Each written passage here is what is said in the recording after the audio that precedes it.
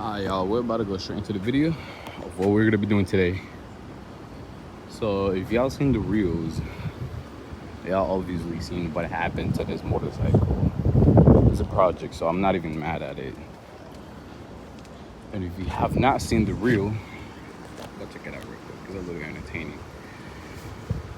To put y'all on what we're gonna be doing today, quick, to the point, radiator and hoses. We're gonna be taking it off, swapping it for the old ones for the new ones. We've got the brand new radiator, some upgraded hoses right there. We're gonna be using the same guys. I do not know the name for these guys, but I'm just call it hose tighteners. So that's what we're gonna be doing today, and we're gonna be replacing the fluid with some fluid that we actually need for the 2012 CBR1000rr. So let's see how we do this real quick. It's gonna be hopefully a quick video for you guys and a 2-hour labor for me to replace everything here. So let's go. All right, so what are we gonna be using for this job is gonna be specifically for this motorcycle. Let me put y'all on this type of coolant right here. Look at all my details right there. Take a screenshot, whatever. Part number right there. 2 of them to refill everything. Besides, we're gonna use a set of hoses. We're gonna use a Phillips screwdriver, a brand new or used, whatever you want to use, guys, a radiator. This guy right here that you normally use to catch all the oil, but in this case we're going to be catching all the old radiator fluid. Other than that, some pliers, because some hoses might be stuck, so you might need to pull them, yank them, or whatever. And if anything else that we need, I'm going to mention it, but as of now, that's everything that we're going to be using. So to unmount the radiator, you have 1 bolt. If yours is fine, not like mine, you should have a bolt right here that goes through. It connects right there. It goes through here. Mine is a little messed up, but you're gonna have to remove that. You're gonna have to also unhook from this side. It just hooks in there, and in the bottom, you have this little bracket over there that mounts to the engine and to the bottom of the radiator. Other than that, you have to first flush all the fluid, which is going to be this bolt right down here. That bolt right here. I'm going to show you real quick. All right, quick update. What I just mentioned previously is only the beginning. So let me tell you what I did so far and where I'm at right now. So we proceed on what we're going to do next. So what I have removed already are this hose right here, this hose over here, 2 more hoses in the bottom, which are going to be this one, the top one that connects to the radiator and that connects to the upper portion over there, right? That is the top one, and then top one, and then for the bottom one, it connects to, it goes as a Y, right? So that is the bottom, comes around and then it curves over there. This is the one that connects right here, and this one connects to the other side of the hose that we have visible, that's visibly right there, I believe. So that's what we have so far. And I was looking into the opposite side, and the opposite side, what we have already done is 1 hose that I'm going to disconnect in a few seconds. So let's say that's already disconnected, let's pretend. But since I was looking inside of here, I said, how am I going to get inside of there? So obviously I had to remove the tank cover, I had to remove the tank, and in order to do that, I'm gonna walk you through. So in order to remove this guy right here, you have 4 bolts, right? Which are gonna be 1 right here, number 2 right there, and up here on top, it's gonna be covering the whole tank and all of the components. This is gonna be a 3rd bolt and a 4th bolt over here. So 1, 2, 3, and 4. Once we have removed that and the seat previously, of course, we also have to remove the battery. So whenever you remove the battery, always remember negative terminal first. You have to cut the circuit and before you proceed with anything that you wanna do as electrical, or that might be in the way, or that might get wet or something. So just protect that at all times. Also, since we're gonna be getting this section wet, make sure to protect these terminals, and you put them far away from where it's gonna be leaking, which is gonna be this area. When you disconnect the tank, you're gonna have 2 bolts, one right here and the other one in the opposite side over there. We're gonna have bolts that look like this, right?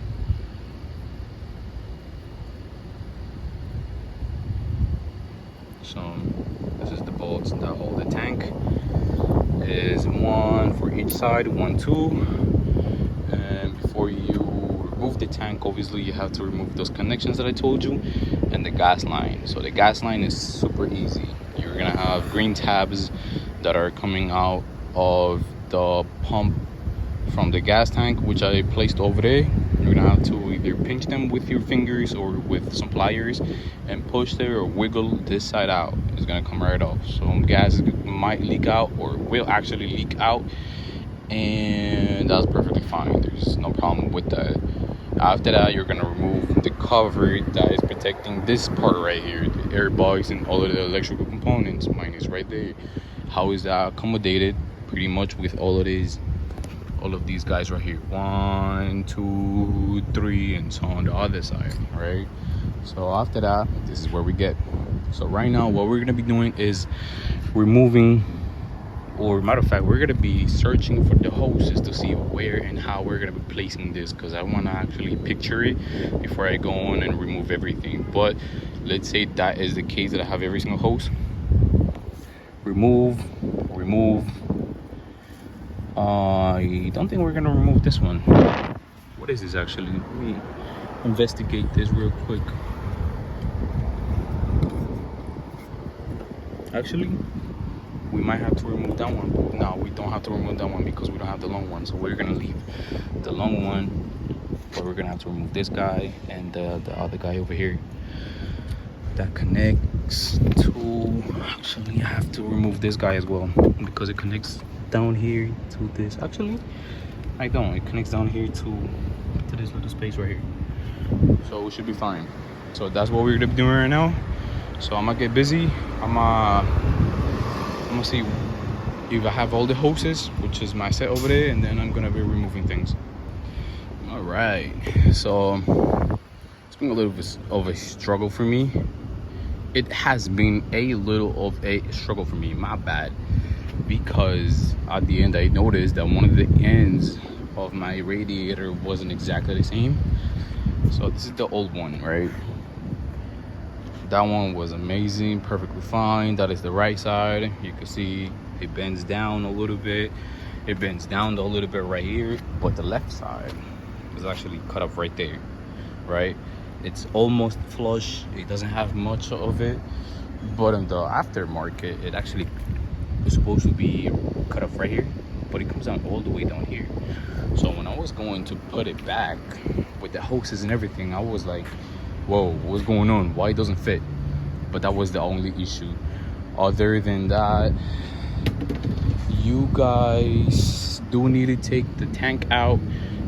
The hose right there, that one doesn't have to come out at all. That's the OEM. If you want to change it, you might have to get it from Honda because the aftermarket parts do not include that. Other than that, every single hose that's visible is changeable. We gotta change it. So 2 hoses on this side, the lower radiator mount to the hose, and the upper one where the cap is at on the right side, and on the left side, when on the motorcycle, which is the clutch side, is going to be, let's count them. So this one over here comes down to the top of the two main ones right to the drain plug, which is right there.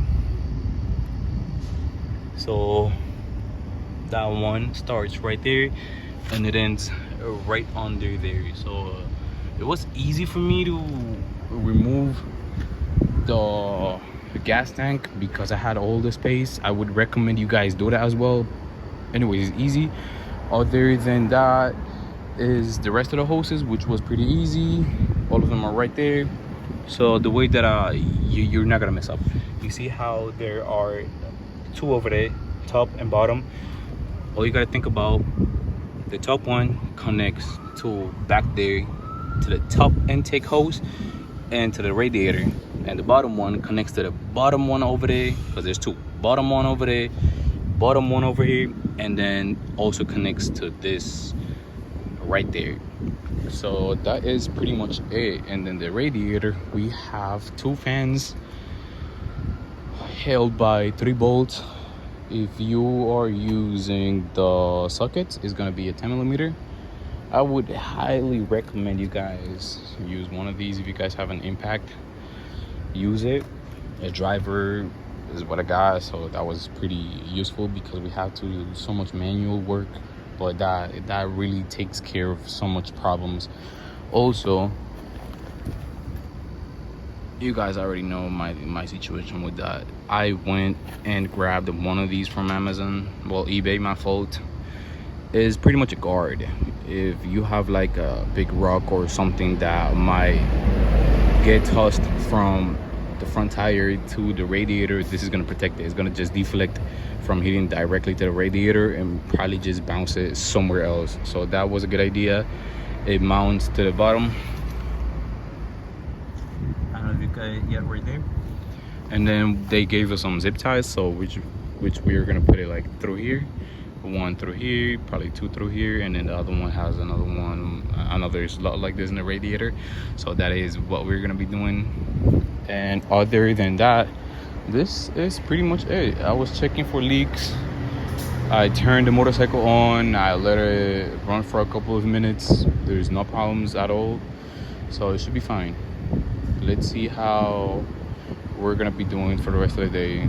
It's been great so far, so there's gonna be more videos, but as of now, this is it, guys. Hope you enjoyed and learned something. Take care.